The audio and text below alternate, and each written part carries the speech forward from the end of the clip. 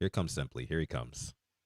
Lots of news to talk about on this Thursday, this Friday Eve, on this episode 330 of the Purple Rain podcast.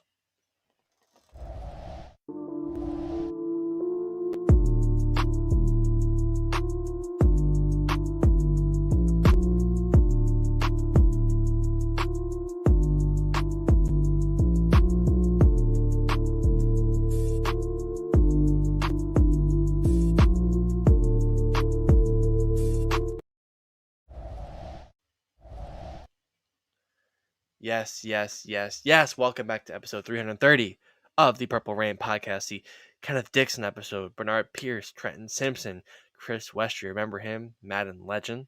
Fun to play with.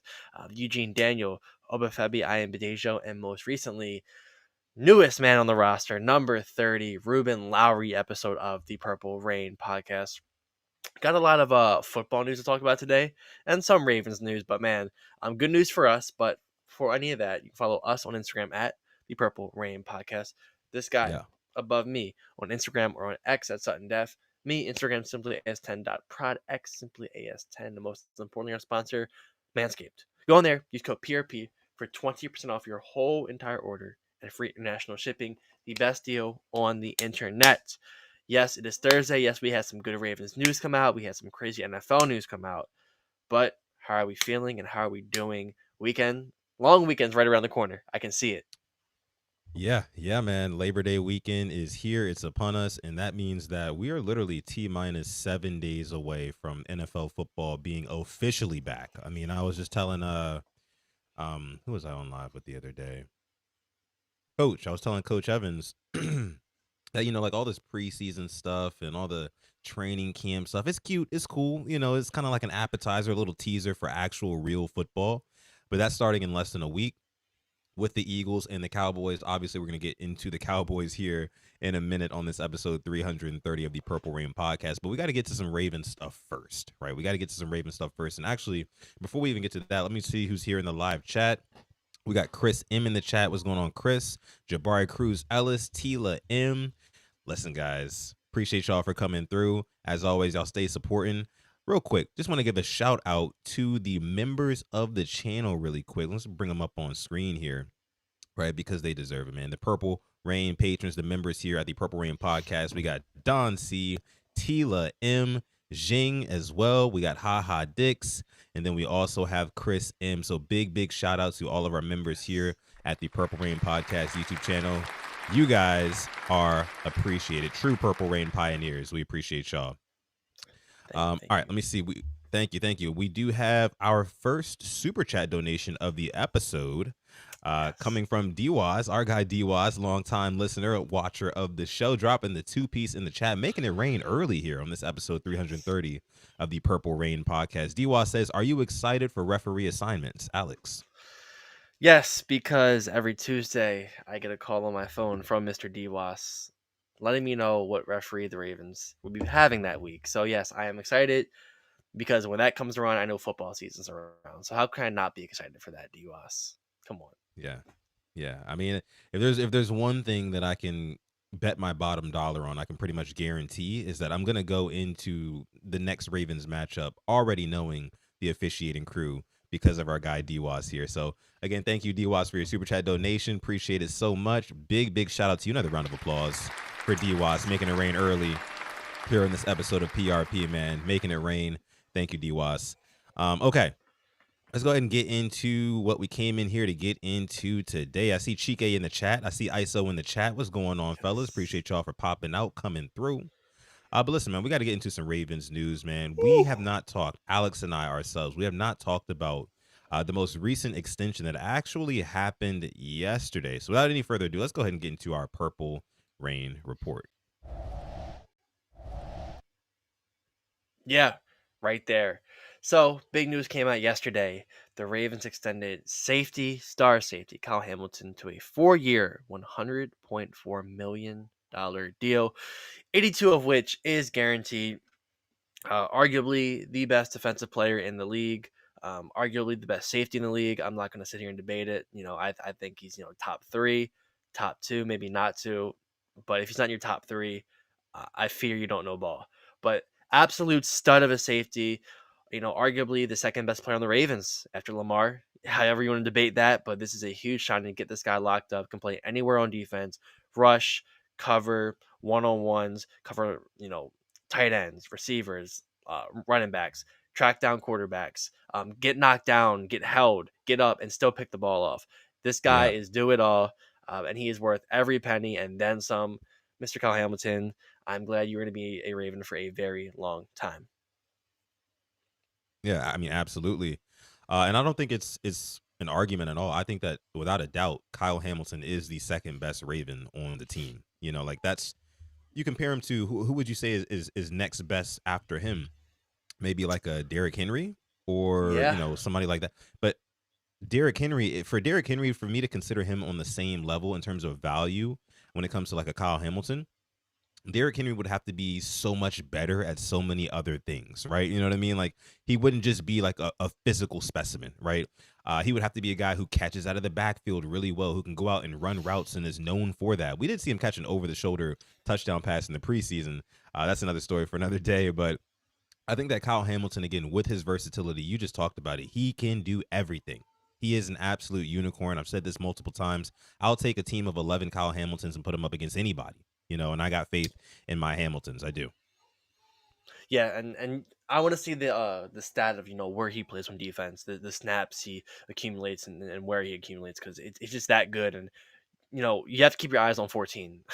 The way that they had 20 on Peyton Manning's wrist, you got to watch out for 14, because you don't know where he's going to be. So I was buzzing when I heard this news. I mean, how can you not be happy? Like I said, if you're upset we extended Kyle Hamilton, are you really a Ravens fan? I don't know. I don't care about the money. This guy's worth every penny. And, when we put him back deep, it's no surprise our defense was that much better. But even when you put him at the line of scrimmage, we're still a good team. So having my Malachi Starks behind him now instead of Marcus Williams, who knows? But I'm just happy this guy's going to be here for 4 or 5 more years. I'm buzzing. Yeah, absolutely buzzing over this, man. Kyle Hamilton he's one of the dudes that you had to lock up. Of course, there's some other Yeah. guys that the Ravens have to pay going down the line, but this one was, first number one priority. You cannot lose by any circumstance a guy like Kyle Hamilton, a unicorn like him. I think that he's the biggest reason why you're going to see Zach Orr take that next step this season as a defensive coordinator. I think again the game's going to slow down for Zach, and then also being able to kind of use Kyle Hamilton and kind of put him wherever you want to your advantage based on the situation, that's going to make Zach Orr be what what I'm going to call him this season, exotic Zach. You're going to see a lot of exotic looks from Zach Orr, man. I promise you that. And it's going to be in large part due to guys like Kyle Hamilton being able to move him around, kind of disguise him here, move him there. You can put him anywhere. You can put him anywhere. You can put him in the slot. You can put him down up close to the line of scrimmage with the linebackers damn near. You can put him down deep, anywhere you want him. He can make it work. We do have another super chat donation. This one coming from DWAS again, making it rain for the second time of this episode 330 of the Purple Rain podcast. This guy. Appreciate you, DWAS. DWAS says, does Taylor Swift and Travis Kelce make you angry? So that's, new news. They just got engaged. If you didn't know, I'm pretty sure the whole world knows about it by now. But Alex, what are your thoughts on this whole Taylor Swift thing? I wish I could take my camera with me, like go outside and just like touch grass. 'Cause that's what a lot of these people need to do, man. It's like, congrats, I guess. I could care less about somebody's marriage. I'll be honest with you. I mean, congrats to them. Killer Trav, congrats, brother. You're pushing 40. Time to change the IG name. No, I mean, no, but in all seriousness, congrats to them. It's gonna suck. That's gonna be the last ring you get. Ravens taking them out in the playoffs. Heard it here first. Okay, I hear you, Alex. I hear you. Yeah. No, that'd be awesome if the Ravens bounce the Chiefs out of the playoffs, because if the Ravens play the Chiefs, well, whoever the Chiefs play, we can fully expect Taylor Swift to be in attendance as she's been for all of the past, 2-3 years, Chiefs playoff games, and a lot of their games, their home games as well. But she'll definitely be there, and it would be so sweet to just wipe the smirk off of Taylor Swift and all the Swifties' faces, as I know they were looking for a storybook ending, right? Like if it were up to the Swifties, they'd probably want the wedding to happen like right after the Super Bowl, right after they drop the confetti on the Chiefs and have it just be wonderful Cinderella princess type vibes, you know what I mean? But it would be so great for us dirty birds, right? I'm I not want to talking be about the the villain. Falcons. You know what I mean? I want to be the I villain. want the villain. Exactly.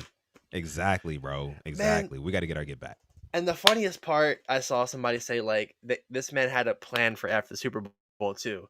So Saquon Barkley, Jalen Hurts, Cooper DeJean, Jordan Davis, AJ Brown. Thank you so much. That's all I have to say. Just thank you. Um, Yeah. yeah, he saved it. Let me see. We do have another super chat donation. This one's coming in from Max Offit. What's going on, Max? Appreciate you for coming through. Dropping the 5-piece in the chat, man. Max is making it rain here on this episode 330 of PRP, the Purple Rain podcast. Thank you so much, Max. Max says, I'm just happy Parsons is not going to the Bills. Yeah, that's for sure.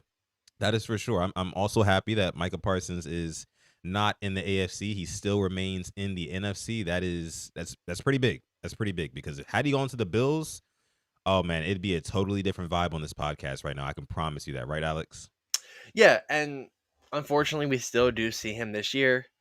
We dealt with him, I think, pretty solid last year against the Cowboys, but the Packers, will the Bills even have the funds to sign him to that type of contract? You know, I know they have a lot of big contracts. Just paid James Cook. I mean, unless they did some cap gymnastics, but for the Yeah, Packers, not really paying any wide receivers. I mean, you just drafted Golden. You have Jaden Reed, Christian Watson. I mean, which one of those guys is going to command big money free agent wise? I don't think any of them. You have your quarterback right. locked up, and you have your running back. So if you can keep your receivers on cheap deals, keep drafting and developing them until you don't have to pay them, you can get a guy like Micah Parsons. So good on the Packers there, and kind of, they went a different way from paying A-Rod and Devontae all that money, now having a quarterback making good money and now can stack the defense and get some weapons around Jordan Love. So for me, Packers are pretty scary. I'm not going to lie. The NFC, I think, is kind of open. Still think it's the Eagles to lose, but this could be the needle mover for the Packers in like an NFC championship game against the Eagles. What would you say? And I don't know if you might have just said this, but what would you say is the Packers' biggest weakness right now? Oh, it's the reliability of the receivers. I mean, Christian Watson can't play more than 3 straight games. Jaden Reed, he gets hurt as well with soft tissue eye, where it's like that's their only problem. I like their tight end Tucker Kraft. I like Josh Jacobs a lot. I just think if Matthew Golden can be that guy for them, uh, they don't have many weaknesses. DBs, I'd say a little bit. You're losing Jair Hurts, but when you have Micah Parsons and Rashawn Gary rushing the quarterback, your guy's going to cover for 3 to 4 seconds. Outside of that, they'll probably be getting home in the quarterback. Yeah, and Josh Jacobs, how much stock are we putting into him? How much faith are we putting into him going into this year? I like Josh Jacobs. I like him a lot. I don't think he'll have like a Derrick Henry or Saquon type year, but if he could put up 1,400 yards and double digit touchdowns, that's big for them. Yeah, I agree. I agree. We'll see if that happens. Before we dive into this anymore, we do have another member in the house. What's going on, Jing? Jing is in the house, y'all. What's going on? Appreciate you for coming through. Always supporting the channel. What's up? What's up? What's going on? Let me see. We got Tanja Bowman in the house as well. What's going on, Tanja? Appreciate you for coming through. Good afternoon. All right. So this move for me, it makes a lot of sense, but at the same time, it doesn't. From both sides, right? Mhm.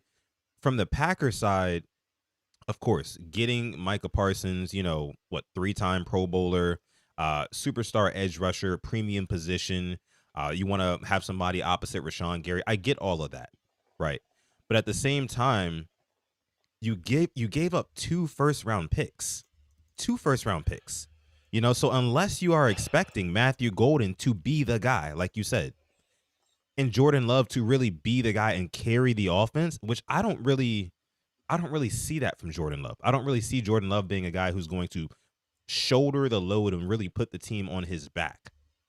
And I feel like they could have used those 2 first-round picks in the future towards building towards that, because Jordan Love is still a young guy, right? He's still a young guy. I mean, he's on a second contract right now, but he's still young, right? He doesn't have a whole lot of NFL playing years, like as a starter so far. So I think that the Packers are kind of trying to rush their rebuild in a way by giving away those 2 first-round picks, saying, okay, we're going to get Micah Parsons as if that is the last item. That is the last thing that the Packers need in order to get them over the hump to be real perennial Super Bowl contenders, which I don't agree with. That's why I was asking you, Alex, like, what's their biggest weakness? Like, is this the missing piece that's really going to get them to a Super Bowl? You know what I mean? I mean, if they're in the AFC, no. In the NFC, yes. And I think that's kind of why they did it. Because you look at the AFC, it's a bloodbath over here, man. Like we don't have it easy. The NFC, I think I'm calling on the Lions to regress a little bit, losing both coordinators. The Vikings have a rookie quarterback. I don't know how much stock you can put in JJ McCarthy. The Bears, I mean, Caleb Williams looked good in the preseason, but both their tackles are kind of question marks. Now you have Micah Parsons playing against them. So I think right now it's to me the Lions and the Packers win the division. Then outside of that, I just think the Eagles are the only better team than both of them that with a clear shot. Everybody else is kind of you can debate. Outside of that, it's like everybody's debating to be number two. Pulled up the Packers defense.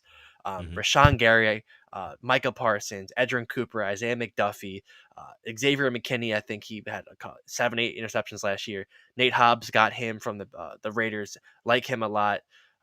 Evan Williams, Keyshawn Nixon. Like they do have solid guys, but if they're in the AFC, they're not a top three team, and that's just the difference of the NFC and the AFC. I think. And you look at the receiving core. Tell Hmm. me where this is at. Jaden Reed, Matthew Gordon, and Romeo Dobbs. Where's that at? Is that even a top half receiving core? And see, that's my point. That's my point. It's like this was not the last nail in the coffin that needed to happen in order for the Packers to really, contend for a championship. Because I look at it like this: like, are you better than the Eagles now? If the answer is no, then I don't think that this trade was worth it. I don't. I see somebody in the chat said that Micah Parsons is worth 2 late first round picks, which is what is pretty. That's what it's pretty much going to be. And this is where I don't understand it from the Cowboys' perspective, Hmm. their point of view. Okay, you're going to get 2 first round picks from the Green Bay Packers, a team that, in all likelihood, let's say they'll be contending for their division, right? In all likelihood, those picks are going to fall anywhere from, I don't know, say pick number 24 and on, you Yep. know? So, like, these 2 late first round picks that you're getting, are these picks going to turn your franchise around? Jerry Jones, I'm talking to you. Are they going to turn your franchise around? I don't think they are. You know what I mean? You got Dak making $60 million a year, right? So the only course of action that I can see coming out of this, Alex, is that, if the Cowboys take a first round pick, next year, or maybe they trade another pick, or they pick a running back. What I'm saying is they're going to pick a running back. I've told you multiple times on the show that the Dallas Cowboys and Dak Prescott were at their best when they had Ezekiel Elliott in a dominant running game. Because right now, who's the running back for the Dallas Cowboys? Javante Williams, Jaden Blue, or Miles Sanders. Pick one of the three. Javante is the number one. It's looking like. Yeah, that's what it sounds like. And to be honest with you, I'm not afraid of that 3-headed monster, if you want to call it a Um, monster. I'm not afraid of that. You know what I mean? So it's like if I'm a defensive coordinator, I'm licking my chops when I go to play Dallas now. I'm gonna sit in that 2 high shell. I'm gonna make sure that George Pickens and CeeDee Lamb don't go off on me, and I'm gonna force you to establish the run. And if you can't do that, which basically means if I have a competent defensive line and linebacking play that's going to stop the likes of Javante Williams and Miles Sanders and I can't remember who else you named. If if we have the means to stop that, how are you going to beat us, Dallas? That's what I'm asking. If I'm the Commanders, that's what I'm asking. If I'm the Giants, you know what I mean? If I'm the Eagles, how are you going to stop us? So I, I mhm. I don't really understand it from either side. I think that this was just kind of like a both teams. No, well, not both teams. Both sides in terms of Micah Parsons, Jerry Mulligetta, who's his agent, and then Dallas Cowboys. They just came to kind of like a stalemate. Jerry Jones Yep. was standing on business. Micah Parsons stood on business, and they said, "All right, well, we got to part ways." And I have so many problems with this. I'll get into it, but I feel like you mentioned, trading them to be the best team in the NFC. If it's the Lions who did this, 100%, I get it. Because I feel like if they were to get a Micah Parsons and put him with Aiden Hutchinson, we can have the debate Eagles or Lions. I think that's a fair debate you could have, going pound for pound with their roster. Eagles might edge it out, but I think that can close a considerable gap between the Lions and the Eagles. But for the Cowboys, man, I believe the only 7 seed to beat the 2 seed since the new format happened was the Packers blowing out the Cowboys, I believe 2 years ago in the playoffs. The Cowboys have just been beaten many times by the Packers. They took Mike McCarthy, didn't really do anything with him in Dallas. This just doesn't. It feels like they traded him to the rival. Like the Packers have kind of owned the Cowboys in recent memory, and they're not rivals, Yeah. but they are. It's like kind of like us and the Titans a bit. Like we don't like each other, but we're Mm-hmm. not rivals, and which is why they Right. didn't trade us Derrick Henry. I get it. I mean, I'm mad we didn't get him 2023, but I understand why they didn't do it. Whatever. But this Jerry Jones, like he has to, look himself in the mirror. You are not putting out a contending football team right now. I just pulled Right. up their roster. Like I'll go through their defense, and you can tell me what you're thinking. Marshawn Nealon, Kenny Clark, Dante Fowler, Jack Sanborn, Kenneth Murray, Deron Bland, Trayvon Diggs, Malik Hooker, Donovan Wilson. I think one of their best players, Marvin Overshawn, he's out this whole year with an I word. I think they're going to be probably finishing third in the NFC East right now, the way things are going. I have the Eagles and Commanders ahead of them. Yeah, and to be quite honest with you, to be really honest with you, I think that the Dallas Cowboys, if they do not start the season strong, they're the type of team that like when things are going bad, they're going to get really, really bad. You know what I mean? Just because of all of the attention and like their best players are divas. George Pickens, CD Lamb. George Pickens is a little bit more of a diva than CD, I think personally. But if those two guys, if they're not winning, those two guys are not going to be happy. And if those are your two best players and they're not happy, I could see a bad season going to really, really bad very, very fast. So this one, if I'm a Dallas fan, man, I'm scratching my head, man. I'm scratching my head. Now, Yeah. let's go ahead and get into the actual deal, right? Okay. That the Packers gave Micah Parsons. And to kind of start that out, I want to bring up what Jerry Jones was quoted saying earlier today, and this was from Ari Myrov. Jerry Jones apparently he negotiated a deal with Micah Parsons, a 5-year contract worth roughly $202.5 million, which is 40.5 annually. Micah Parsons today signed a contract, a 4-year deal, $188 million with $136 million guaranteed. So it sounds like the biggest thing for Micah Parsons was getting the lower years, right? And I think that's what we see with a lot of these players nowadays, right, Alex? Like a lot of these players are not trying to do 5-year deals. A lot of them don't even want to do 4-year deals. They want to do like 3-year deals so they can come back to the table, bang it a little bit more in 3 years and get another bag, right? So what are your thoughts on the actual deal that Micah Parsons got? 4 years, 188 million, 136 guaranteed. That's a lot of money for one player. Like in the salary cap league, it's a lot of money. I'm shocked by it. I mean, 4 years. The Packers, I want to say a little bit of desperation on their behalf. But when you get a guy like Parsons available, I see why you jump. But now you got to hope you just hit with your draft picks. You have got to hope, you just traded away your 2 first rounders. So day 2 picks got to hit. You got to have at least 1 and 2 guys in day 3 for the next couple of years as well to keep on having talent and keep on putting good guys around Jordan Love. Because we talk about Lamar's contract and how much he's going to be earning a year, but this Parsons, it's going to be starting like right now and then in the next year. So you got to think about those plans like right now. Yeah. Any chance that you think the Dallas Cowboys will try to move off of Dak Prescott in any way? Well, he has a no trade clause, I want to say. He does. And what's weird with them is the years they haven't been good. Dak's gotten hurt. Um, I think he'll be healthy this year, but they're not going to be good. I pulled up their schedule, and please, they got, I think, a little bit of a let off the first couple of games. Um, Obviously, we'll go through it, but Eagles, Giants, Bears, Packers, Jets, Panthers. I think if you go 3-3 out those first 6, you're happy as a Cowboys fan. Now, yes, I agree. All I really heard was Green Bay Packers. Where is that game? In Green Bay. In Green Oh, wait, no, I'm Bay. Is sorry. it In prime time? Dallas. In Dallas. It's In in Dallas. Dallas. In Ooh, even Dallas. juicier. September 28th. And of course, Mike Tirico and Chris Collinsworth on the Ooh, call. let's Sunday go. night Sunday football. night football. Sunday night Oh my football. gosh.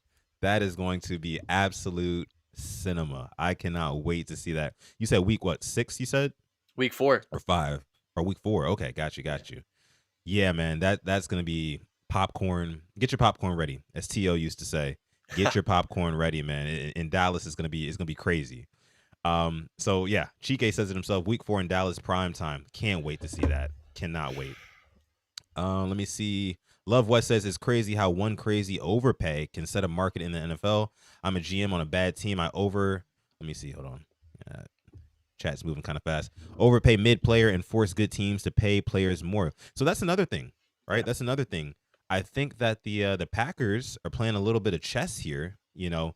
Signing Micah Parsons to such a huge deal, because this actually has implications on their division rival, the Detroit Lions, who are currently Yes. going through negotiations with Aiden Hutchinson, who's Yep. going to get a big bag himself. So, from that perspective, I can see how the Packers are playing a little bit chess, not checkers. But again, to me, it feels like they think that this is the move that's going to get them to the Super Bowl this year. Yes. Which, again, if the question is, hey, are you better than the Eagles now after that move you just made? If the answer is no, then I feel like it was a waste, especially for 2 first-round picks. And to make this about the Ravens, because we are a Ravens-centric live stream Facts. podcast, how about one Trey Hendrickson? How do you think he's feeling right now? 1 year, 30 Mm, mil. You led the league in sacks last year, buddy. This guy's making 17 more million than you. 17 mil more. 1 year deal. yeah. I don't want to compare the way it ended, but it feels like an Earl Thomas to me when he signed that 1 year deal with the Seahawks, and you know what? Flipped the bird on live television to Pete Carroll. Like, I think Trey Hendrickson caved in. He got his money, but if he just would have waited a couple more days, you would have had the Bengals by the nuts, man. Because you would have been asking for probably 45 to 50 mil. So I think this is his last year with the Bengals. They better hope they do something with it. But if not, I mean, he's off to a new team next year. Yeah, I think it's 100,000% confirmed that Trey Hendrickson is gone after this season. They gave him, what'd you say, was $30 million for the 1 year deal, right? Yep. And Yeah. I don't, you might not know this, but do you know what the franchise tag is for edge rushers right now? I think it was like 24. I want to say, I could be wrong. I think I saw somewhere it was about 24 mil. Once again, I could be completely wrong, but I think it was that. So 6 million more he got than the franchise tag, which isn't terrible, but at the same time, I mean, he's gonna bang the table, especially if he goes out there this year and gets anything over 12 sacks. I would say if he gets into the teens of sacks again, then yeah, he's gonna bang the table to get more money than Micah Parsons, if or maybe equal to what he got. So I don't think the Bengals are gonna be trying to pay that, nor do I think they can pay that. So yeah, I think Trey Hendrickson, this is his last year in Cincinnati. I'm sorry, 22 million. Mm, 22 mil. even worse, so an $8 million difference. Yeah, I don't think that they're gonna be like, okay, we just signed him to a 1 year deal for $8 million more than what the franchise tag would have been. So now this year we're gonna pay him what, $50 million? Because what is it annually for Micah Parsons? Was it 47? I said, or something like that. Yep. Yep. Yeah. So what are you gonna pony up $50 million a year for Trey Hendrickson now after you just didn't want to pay him a year prior, so you had to settle for a 1 year deal for 30 million, $8 million over the franchise tag price? No way. Yeah. No way. No way. I mean, and then they can tag him and they can try to tag and trade, but there's a point, like I think we've seen with the Bengals as a player. We saw with Shamar Stewart, like if you're a free agent and they call you, do you want to deal with them with the way they've been treating their players? And that's kind of, look at, I think T Higgins is a great example. I think the way they manufactured his deal, he's not making a lot of money. Like he has to be healthy and playing a bunch of games. Trey Hendrickson, like going back and forth, like this guy led the league in sacks, and you were not willing to pay him. And then with Shamar Stewart, over some minor stuff in his rookie deal, that's not a good look for them. And I'm happy it's not our team, but they could have said the same thing how we dealt with Lamar's contract. But definitely a changing the guards, I think, when it's coming to these contracts now with the front office. Yeah. Yeah. Um, I'm just glad we locked up Hamilton, bro. Let's just say Yeah. that. I'm glad we locked up Hamilton, dog. Like, Eric DaCosta, and especially the deal that we got Hamilton for. We got him for pretty much, I think it's 20 mil a year until like 2030 or something like that, which is actually very team friendly, very lucrative for Kyle Hamilton at the same time. But it still will be very, very difficult to re-sign a guy like Travis Jones, to re-sign a guy like Tyler Linderbaum, to negotiate with a Zay Flowers, who I do have all the expectation that he will get re-signed, Zay Flowers, that is. But it's going to be tough, man. And Eric DaCosta talked about it yesterday as we're kind of getting off of the whole Micah Parsons thing. Um, Eric DaCosta talked about it yesterday. We can't keep everybody. Like pretty Mhm. soon here, we're gonna have to like really start hitting on these draft picks, start relying on these young guys to really contribute to the team. Because fact of the matter is, you can't pay everyone. So I feel like there's gonna be some guys who, me personally, if whether it's Travis Jones, whether it's Travis Jones, whether it's Tyler Linderbaum, whether it's Likely, whether it's Zay Flowers, any of those guys depart, I'm crying and throwing up personally. That's Yeah. just me because those guys are just they're staples to the team. They feel like, right? Yeah, I think one guy, I think that, if I had to make a bet on who I think would not get re-signed, and Sam brings it up, Sam, words out of my mouth, Hmm. away. I really think that Mike Green draft was the writing on the wall. Um, he'll be wanting about 22 to 25 mil a year. I just don't think we can pay another player on this defense that much money. Hamilton's making it, Roquan's making it, Matty BK is making it. I'm not going to argue if we think some of those guys are worth it because you make a strong point that they're not. But can you really pay four guys 25 million a year on your defense? I don't think No, it's possible. you can't, and that's why I think that, much to my chagrin, because I talk this guy up a lot on this very podcast and a whole bunch of other podcasts that I go on. Travis Jones. I feel like Travis Jones will probably end up being the casualty only because he's got a guy who plays the same position, Nnamdi Madubuike, who's already getting paid that big money at that spot. So I think that they try to like divvy up the funds a little bit, divvy up the cap to different positions around the roster. And again, with Nnamdi already getting paid that big money, I don't necessarily see them uh, you know, giving Travis a new deal. Killer Cam says I would trade Nnamdi Madubuike to pay Travis and Tyler. Interesting.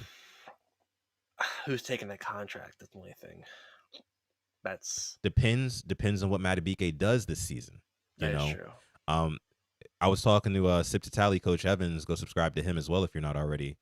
He was saying that like a bunch of double teams went to Nnamdi Madubuike this past season. He was top 3 most double team defensive tackle in the National Football League last year.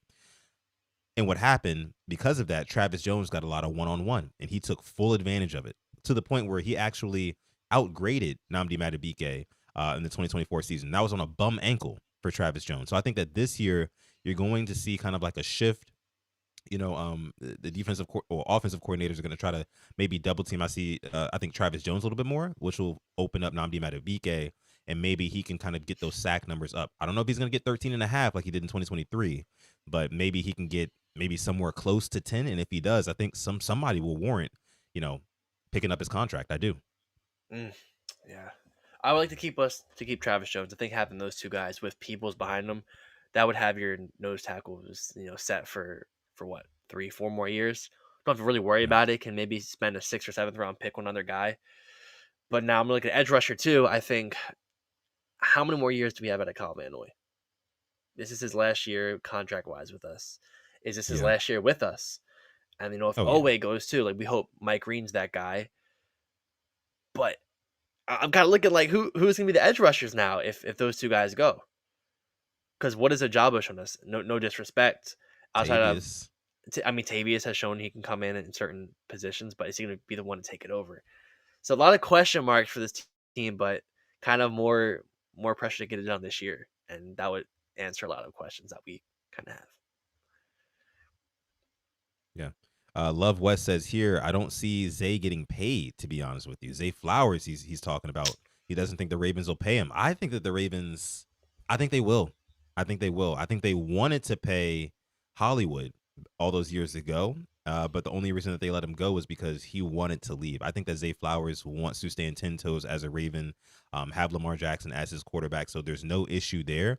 As long as Zay Flowers can stay healthy this season and next, and continue putting up big yardage, and he actually makes good on his promise of running straight, and he takes the next step in his game developing, I think we have to pay Zay Flowers. I do.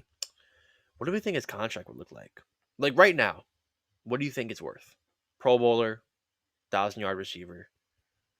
If we compare him to other guys who have gotten paid, if we want to do that. Can you name some guys? I can't remember the deals. I think Cortland Sutton's gotten paid recently. Hmm. Can we look up his deal? Let's see what Cortland Sutton got. Yeah, I'll look it up. Yeah, for sure. And then I know that Jacoby Myers is looking for a new deal as well. And I'm not trying to compare Yeah. the guys, but he had a 1,000-yard season last year with the Raiders, and not really the best of offense, which is kind of impressive. Uh, Cortland Sutton contract, 4-year, $92 million. Hmm. I mean, when you talk about Zay, of course, I know we're talking about little Zay here, right? But we also have to consider Big Zay, Isaiah Likely as Yes. well, who's also another pass catcher for the Ravens. And it's just like 20 something mil a year for Zay Flowers. While I think he could earn that, he could very well earn that. It would be tough for the Ravens to swing that, and also pay Isaiah Likely. It all really comes down to what the Ravens plan to do with Lamar Jackson. You know, how is that negotiation going to go in terms of an extension? How can we not make it so he's taking up $74 million of cap space next off season? I just that's what has to get done in order for any of this, and I think that has to come down to how much Lamar values having all these pieces around him. Because as it stands right now, Lamar Jackson has the best team that he's ever probably going to get, to be honest with you. And if the Ravens were to not win a Super Bowl this season and Lamar Jackson goes to the negotiation table and Eric DeCosta is like, look, man, we want to pay you like as the highest paid in the league. And we'll probably make that work some way, somehow. But we got to make this work so we keep your cap number under a certain amount so you can continue to have these pieces around you that help you contend for championships. No? I agree. I don't think you let him walk. When you talk about homegrown receivers as well, Michael Pittman got 3 years, 70 mil. Hmm. I think he's better than Michael Pittman. Different receivers, but I think Zay showed me more in the 2 years he's been here, which is crazy to think about. So if I'm going to predict a contract for him right now, which this won't be coming up for another year or so, Mm-hmm. I think I'm looking at Cortland Sutton, like 4-year, 90, maybe 480, 485, and maybe get some bonuses in there, some incentives. But it's also if he wants to stay here and play and keep playing for contender, because he can go somewhere else and get paid a lot of money, but you'll probably be losing. So Yeah. that's like Devontae Adams. He made a lot of money with the Raiders, but he didn't win Right. a lot of games. So that's the balance of it all. And I think Zay would take a team friendly deal, especially if the Ravens hadn't won a Super Bowl yet. You got to think about the mentality of a Zay Flowers. I mean, Yeah. what was it? Rookie season, Zay Flowers. I mean, we go all the way to the AFC Championship game, right? Yep. And he kind of, I don't want to say loses the game for us, but makes a devastating play that was a massive point swing, and that ended up really really hurting us. And then of course he wants to come back next season and get his get back for what he did in the 2023 AFC Championship game. But he gets hurt right before the season ends. So, he hasn't really kind of, I guess you could say, fulfilled his prophecy with the Ravens. I Yep. know he wants to win a Super Bowl with this team. So I think that he would take a team friendly deal if the Ravens weren't to win a Super Bowl. Let's just say, God forbid, the Ravens lose in the playoffs in devastating fashion again, right? And it's one of those where it's like, oh my God, like we gotta get this one back. Another revenge season, right? I think Zay Flowers, I think he takes a team friendly deal to stay with the Ravens and win that championship with Lamar. Yeah, I see Sam here. He says if Roquan performs like he did last season, we might need to have a conversation. And I think that's a fair assessment to make. I think he was not up to his standards last year, which I think every Ravens fan can agree. This year, though, I think it's hard, man, because you have, guys in front of you. You have guys to your left and to your right, defensive back wise. You have the guys behind you. You have Starks and Kyle Hamilton. These guys you can trust. I need to see a dominant linebacking performance all year. Obviously, there'll be games, there'll be plays, but for Roquan, for a guy that's getting paid that much, for a guy that the heart of this defense. I need to see more out of him. I hope he can show me more.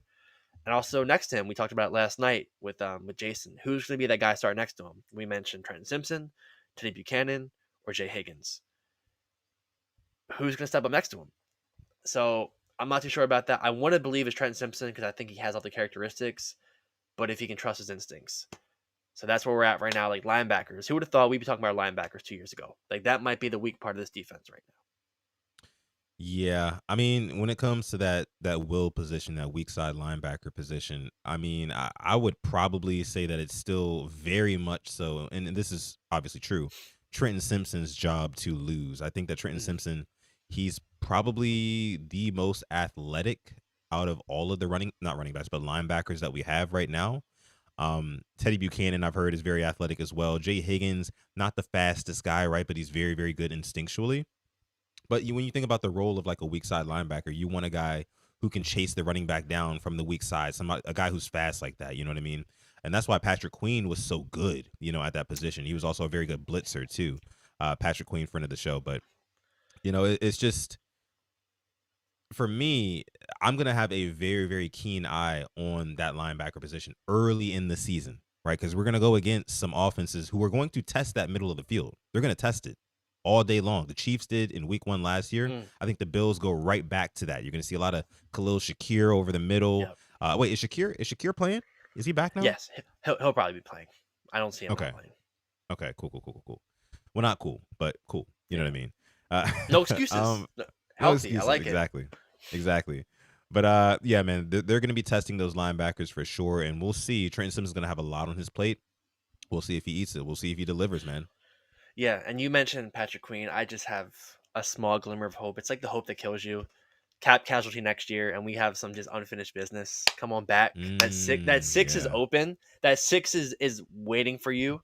We have the five open now for somebody else who wants to come, but that six is open. Um, he can get his money in Pittsburgh, come back here, finish the story.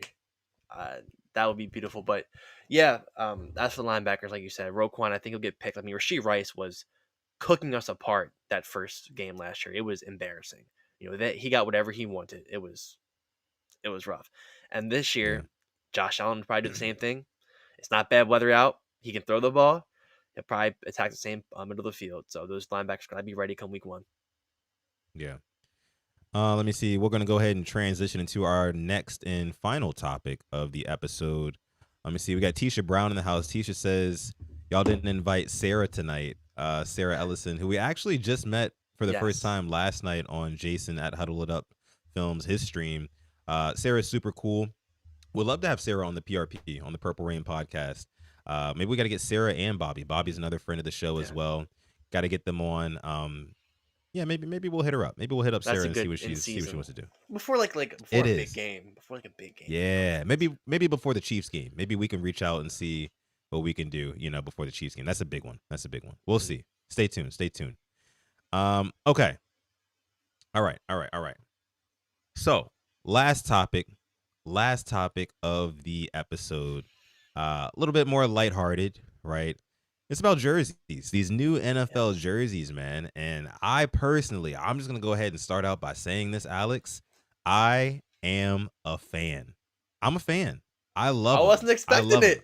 I wasn't You expecting weren't that. I you weren't thought you were gonna say expecting me to love it? I thought you were gonna Oh, say I hate them.